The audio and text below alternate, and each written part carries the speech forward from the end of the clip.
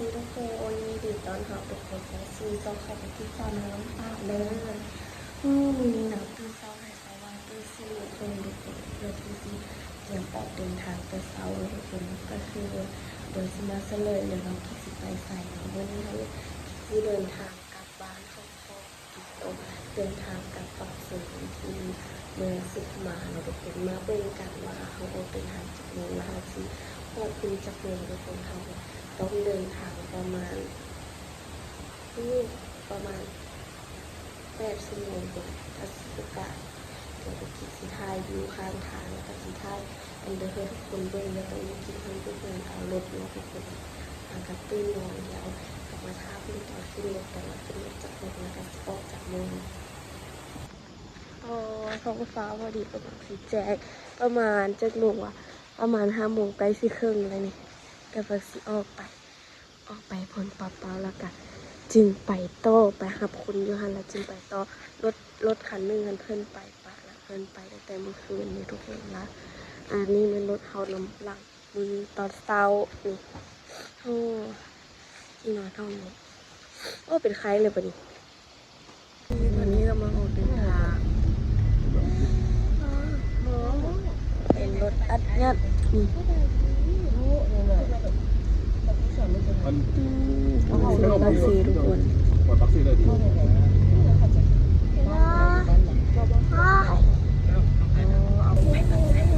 3 คนก็นั่งได้ปักซีทุกคนไปเจเจอจู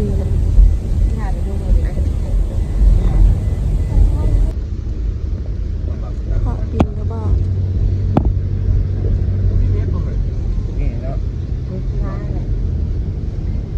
อยู่ในคนโลกนี่ทุกคนตอนนี้กูกิ๊กได้ออกมาแล้วกำลังซีออกจากแยกอันนั้นเนาะแล้วก็มาเจอตลาดอยู่แถวนี้ป้าทุกคนบักหลายหนึ่งเขาออกมาตัวเศร้าๆตัวประมาณ7-8 โมงนี่แหละนี่แล้วก็กำลังซีออกเดินทางไปปักเซนจ้า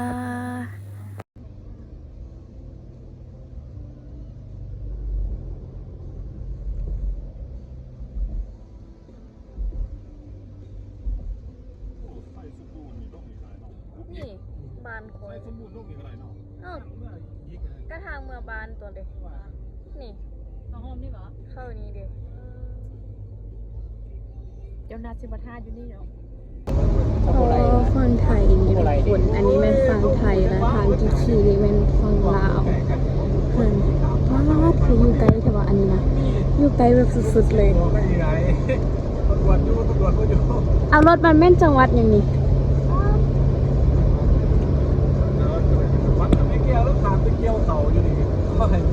ต่อโอ้โหแต่แค่เอาพาสปอร์ตมานำเนาะจำข้ามไปเลย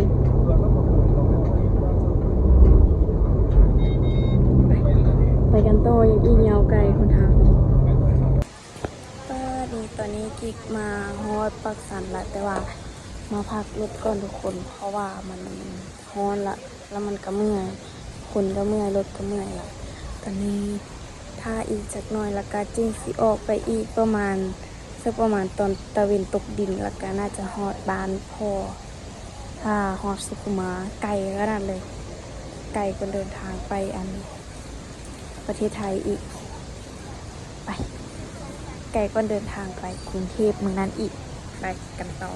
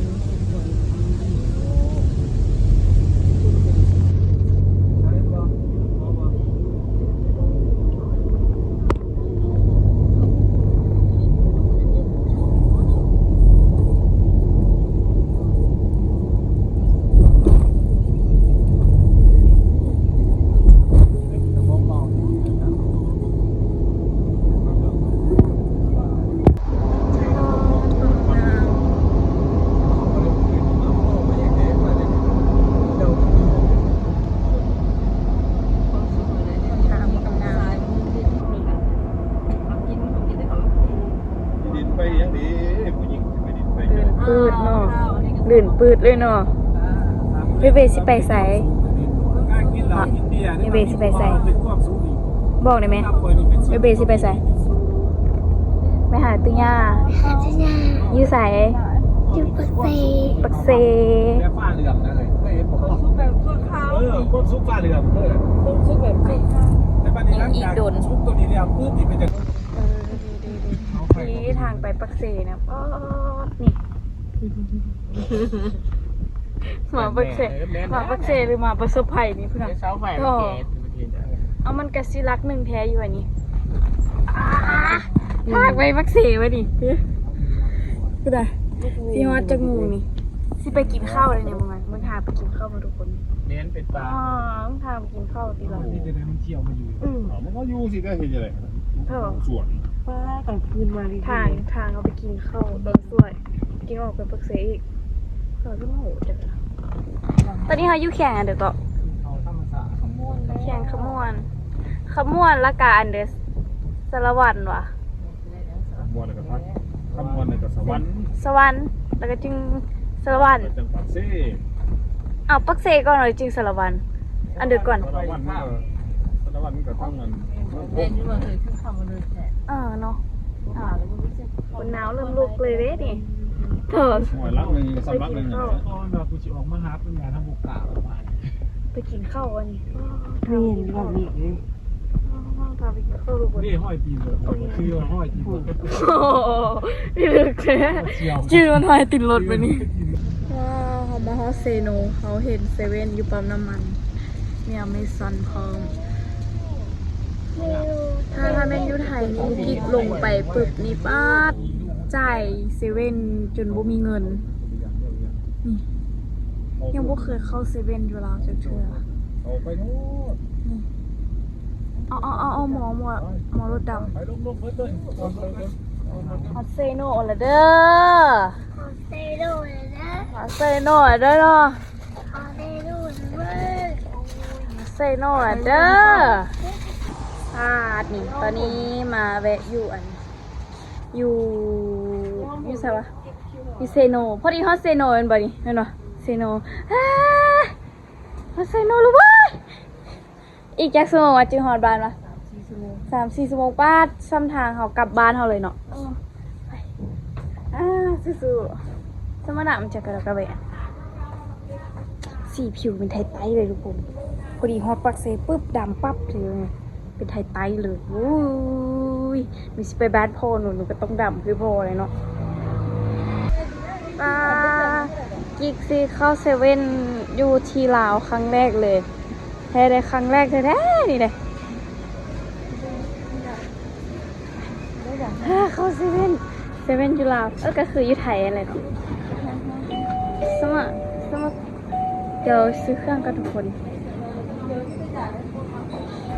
ป้าเซเว่นอยู่ดีกับกวางเด้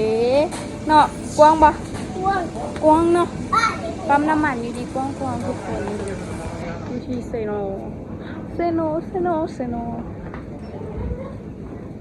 กิ๊กเคยเข้าเตยูไทยครั้งแรกที่กิ๊กเข้าเซเว่นอยู่ที่ลาว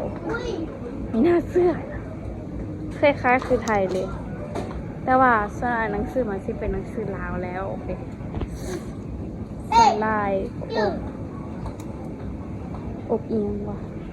นี่ห้วยไปเอาอย่างอีกเฮากลับได้เฮาจังสิเดินต่อทนทางต่อยาวๆทุกคนไปที่ปากเซไปเมืองสุขุมาแถวพุ่นแหละไปสุดเลยทุกคนอย่างอีกโดนทัวเฮาสิไปฮอดพุ่นเนาะ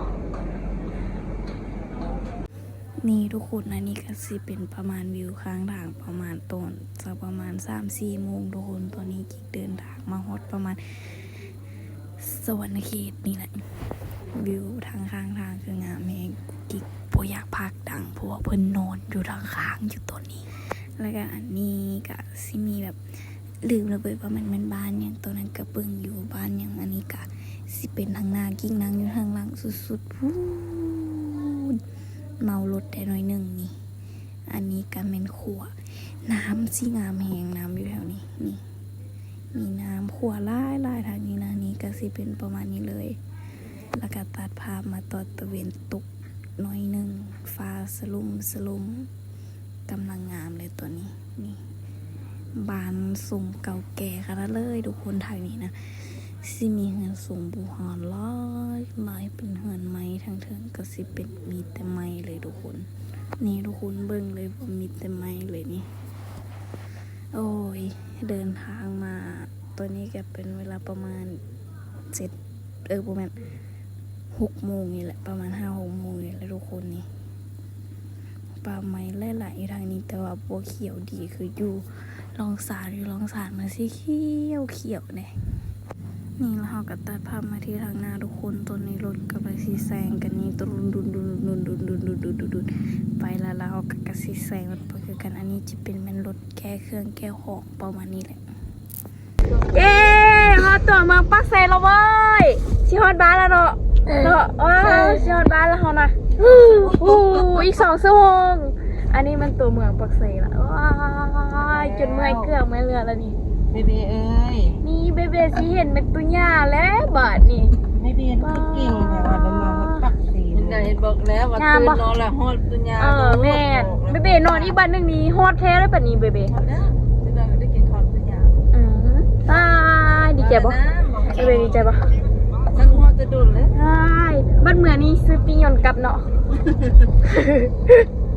ให้เอารถกลับอัน1 กิโลครับเมื่อคนที่2 คนมาเบเบเนาะที่ฮอดขวาเขาจึงมาถ่ายเป็นทุกคนหิวข้าวบัดนี้โอ้ตายฮะเย่ฮอดตรงมึงละสิฮอดขวาแล้ววะได้เลยข้ามขวาไปแล้วก็ใกล้สิฮอดบ้านเลยเนาะยังใกล้บ่ไกลเป็นใดไปกันนั่งรถจนเมื่อยเฮามาตอน 6-7 โมงมาฮอดตอนจังโมงบ่ทันฮู้เดี๋ยวไปฮอดปุ่นว่าจังว่ากันใหม่ฮอดปักเซ่เด้อปักเซ่เด้อ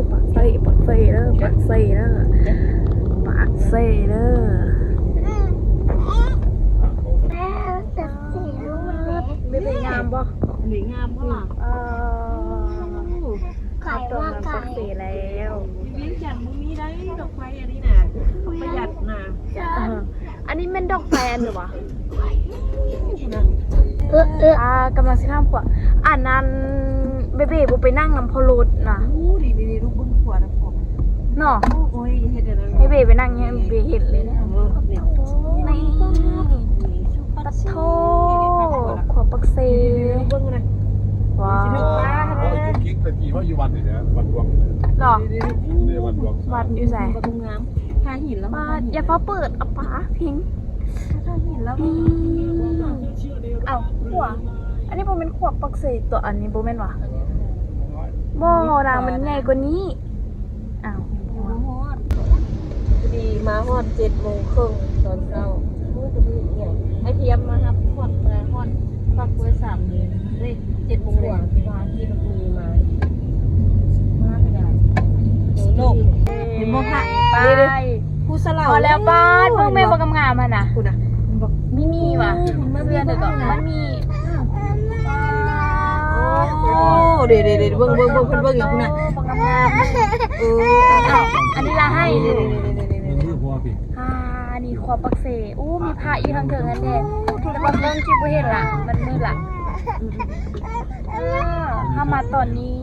ยุปักเสงามเจ้าเอ้ยเบิ่งจากทางเพิ่นก็บ่งามนึงผู้เจ้าเอ้ยเส้นทางน่ะบ้าน้ำให้ลูกกินดูน้ำลำของอันเด้อไปบ้านพ่อกี่กันเด้อแต่ว่ายังบ่ฮอดเชื่อสมังงะ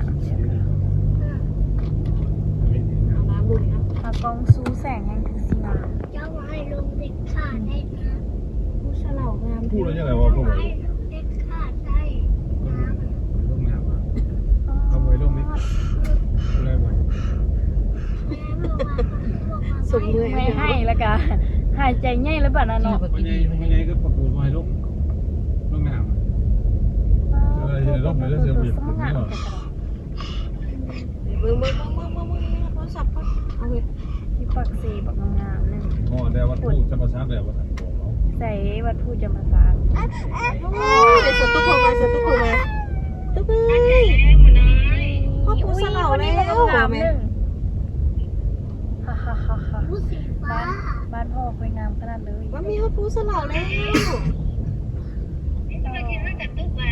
เลลินจะอีกตุ๊กเลลินจะมึงก็ แนะนำกันแดดผิวหน้าที่ งามเนาะสุดละวะสุดละเนาะโตใบ10,000ก็เจ้ากระท่ายมีตัวแม่นบ่ใบ10,000เก่าอันนั้นเนาะกว่า สมุ ปั น กสี ไพร อีก4 โมงไปฮอดบ้านแล้วไม่มากันจิฮอดละกันจิฮอดละตื่นเต้นเด้มาเบิ่งกันว่ากี่ฮอดบ้านสิฮอดจักโมงทุกคนไปเบิ่งกันต่อทางเข้าบ้านต่อออดเสียดายเป็นตอนแจ้งนี่เนาะคุณน่ะเดี๋ยวจักหน่อยฮอดพุลากิ๊กสิออกมารีวิวเส้นทางอีพ่อเด้อพูดแค่เลยทางเข้าบ้านนี่นะป้า ฝนมีแต่ซอยอยู่ด้วย เนาะ ไปได้โอ้ยมันสิได้จังกันจัง สมเราจะกัน บ่เป็นไป ปุ่มเลยทุกคนขึ้นก็ทางไปนางอีกทำไมอีกน้อยก็ให้บัดนี้ มันเดี๋ยว เนาะ เอามานั่นน่ะพี่คือทำน่ะเอาประกุดเดี๋ยวมือเงินที่โทรหาเติมจะได้ฮอด คิดไปน้องหายอยู่นี่ ปิดไฟซะ โอ้ผ่าดินเลยผ่า ก็ส่วนมาที่เดือนสิบเนี่ย แล้วกูคิดใกล้มันเหนียว นี่คอฮอตปักไว้ตอนจักโมงวะใกล้ตอนนี้ตอนจักโมงวะ เขาหุ้นกับพี่เขา 10 โมงป่ายแล้วเนาะ10 โมงป่ายนี่มาฮอดเหือนและเด้อนี่